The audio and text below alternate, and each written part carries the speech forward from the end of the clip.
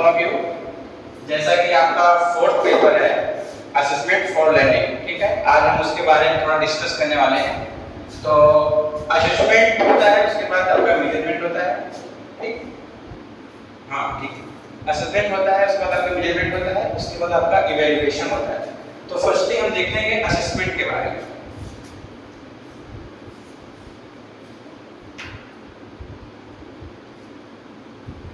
जैसा कि हम जान रहे हैं कि असेसमेंट को हिंदी में आकलन कहा जाता है।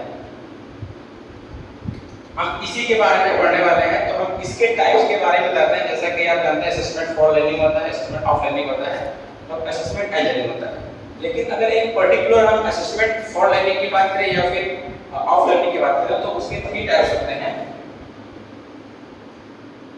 इसमें पहला, दूसरा और तीसरा।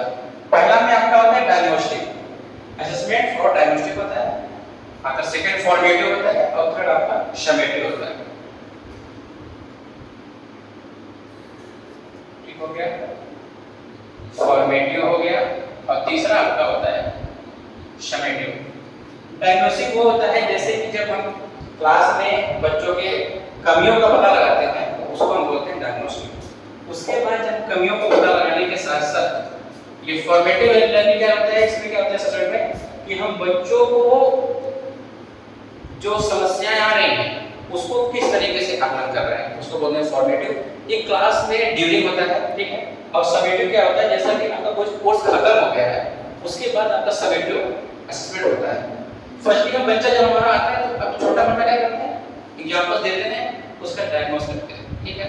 उसके बाद वो जाने के बाद फिर फॉर्मेटिव छोटा टेस्ट ले लिए, ब्रेक वर्क ले लिए, मतलब जो क्लास की ड्यूरिंग हम कोई भी वर्क कर रहे हैं वो सारा फॉर्मेटिव लर्निंग में आता है।